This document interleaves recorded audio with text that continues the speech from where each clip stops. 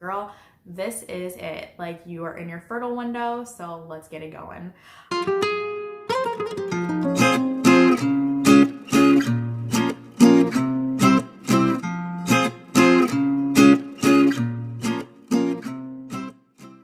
Hi, and welcome back to my channel. My name is Kenosha Tannehill, and this video is part 2 of a 2-part series of my trying to conceive update / journey to baby number 4. So if you haven't already, go check out my first video of the series, which talks about our trying to conceive plans and just more about, the basics of, our trying to conceive history up until right now. So let's just jump right in. This video, I will be talking about the 5 things that I'm doing to prepare for pregnancy. So number 1, I'm tracking my cycles. So what I use to track my cycles is my very, very favorite app, which is the Fertility Friend app.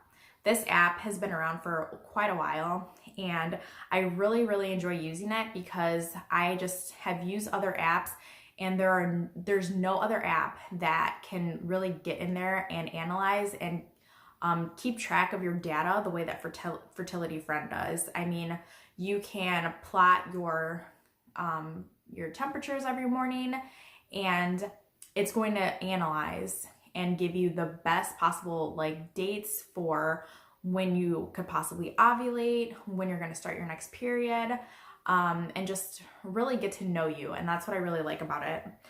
So I've been using the Fertility Friend app since February 2015, which was my very first postpartum period after having my first baby.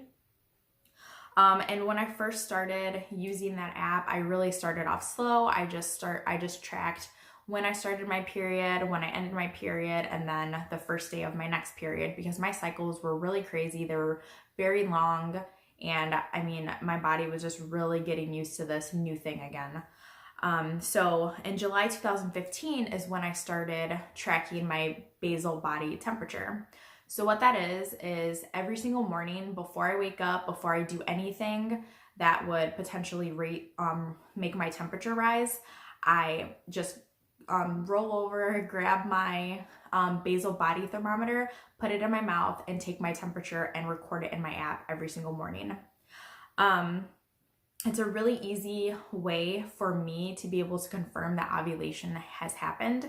And I really do love that. If this is something that's interesting to you, charting your basal body temperature every morning and, learning more about the fertility awareness method, I definitely recommend checking out this book, Taking Charge of Your Fertility, because it really dives deep into what the fertility awareness method is and even how to take your basal body temperature every morning, just more about the basics of that, and really just understanding your body, because I just feel like there is nothing more important than knowing what's going on with your body and being able to use that just to really have confidence about your body and what's going on. So that is the first thing that I'm doing to prepare myself for pregnancy. The second thing that I'm doing is taking prenatals.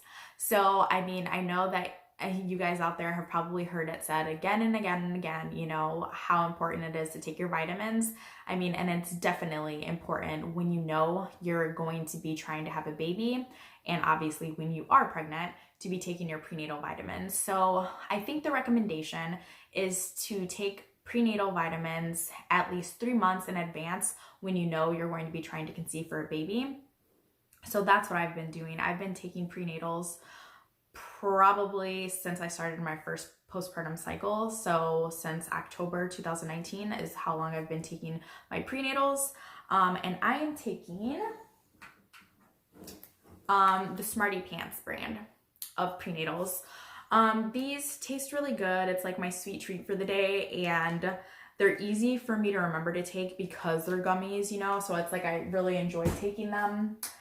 And just right now, they're not super cheap, but they're not as expensive as the higher brand prenatal vitamins that I was taking when I actually was pregnant. So my plan is to take these while I'm waiting to become pregnant. But then once I am pregnant, I'm going to be switching to the new chapter, Perfect Prenatal Vitamins, and then taking the additional Garden of Life Prenatal DHA, because that's what I took when I was pregnant with my third baby. So I'll probably just do that then. So there's not really a whole lot more to say about taking prenatals. I mean, it's an obvious thing to do. So I want to do it because I want to keep my nutrition at the best that it can be, especially in those early, most important stages of development when you first become pregnant. And that's when you need, you know, that folate in your system so that your baby's, you know, beginning stages of life, you know, are at its best chances. So that is what I'm going to do. So for my third point, I am exercising to prepare myself for pregnancy. 5 days a week, I am going through the Morning Meltdown 100 program, and it's like, I love that program so much. So just a little bit about that program. Jericho McMatthew is the Beachbody coach who has developed that exercise program. And she's really, like, if any of you guys are out there familiar with any other Beachbody program, you know, you'll definitely know about like 21 Day Fix, PiYo, P90X, and like Jericho McMatthew, like her style of training is just so cool, so calm, so motivating without being like in your face. And I just really, really, really love her for that. And the program is just really awesome. I mean, you get a good mix of core, strength, cardio, and I mean, and I spend 20 to 30 minutes, you know, 5 days a week working out, which is awesome, but I'm like, I feel good. So, and you know, and obviously like there's just a whole host of benefits to exercising and keeping your body moving. So, and I know that definitely in pregnancy and preparing to be pregnant, exercise is essential. So I'm going to do that to, you know, keep my body in the best possible state that it can be in so that pregnancy is not so hard. And then the fourth thing that kind of ties in with my third thing is that I am trying to lose some weight.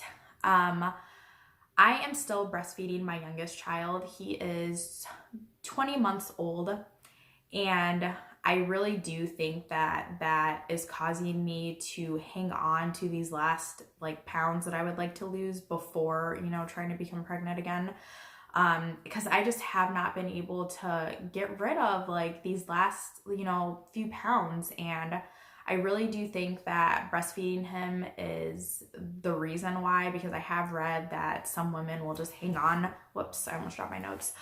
Some women will just hang on to the weight, you know, until they wean their babies. And my son breastfeeds very frequently. So, yeah, so I'm exercising, drinking lots of water, trying to eat healthy at least 70% of the time. I mean, I'm a human being and I like my cake, I like my sweets, you know, I like to enjoy eating food. Like I really do enjoy eating food a lot. So, so if we ever go out, I'm not going to order a salad. I'm just not that girl. But at home, I try to stick to, you know, pretty similar foods and eat a lot of veggies and proteins and just keep it simple so that, you know, I'm getting in the nutrition that I need. But those are the things that I'm doing to kind of helping to lose the weight. But like I said, I mean, it's just not working out for me right now. So I'm just going to keep at it and keep doing the things that I'm doing just so that I'm creating the healthiest body that I can.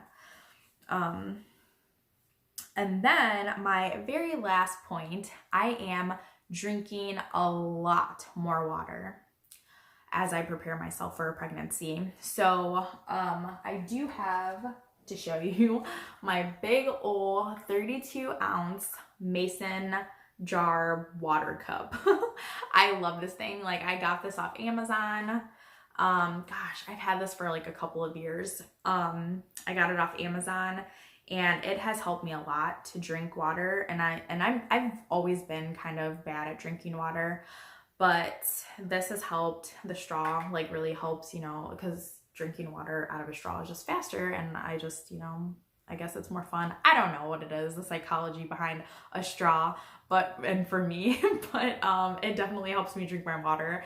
And I did recently like put in like these little like marker lines to kind of show me where the 8 ounces are.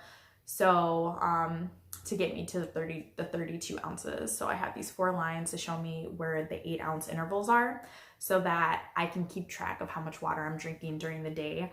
And because I've been so terrible at drinking water in the past, I had to download an app.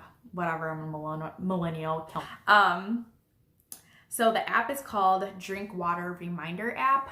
I think I just like plugged in like water reminder app, and this was the first one that came up and had decent reviews. So I've been using that for a couple of weeks now, and it's really helped me stay on track of drinking more water. So it reminds me every hour and a half to 2 hours to drink water, and I'll just go in and drink 8 ounces of water, plug it into my app, and then move on with my life. And it really helps.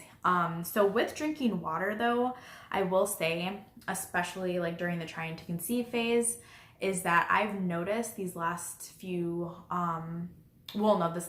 this cycle, when I was in my fertile window, I did notice, because I had been drinking more water, that I was having a lot more cervical fluid. And that was really awesome to observe, because in the past, I've had trouble knowing if I was experiencing the most fertile type of cervical fluid because I wasn't seeing a whole lot. And then once I started drinking more water, I was seeing a lot more, and it was just very plain as day, like, girl, this is it. Like, you are in your fertile window, so let's get it going.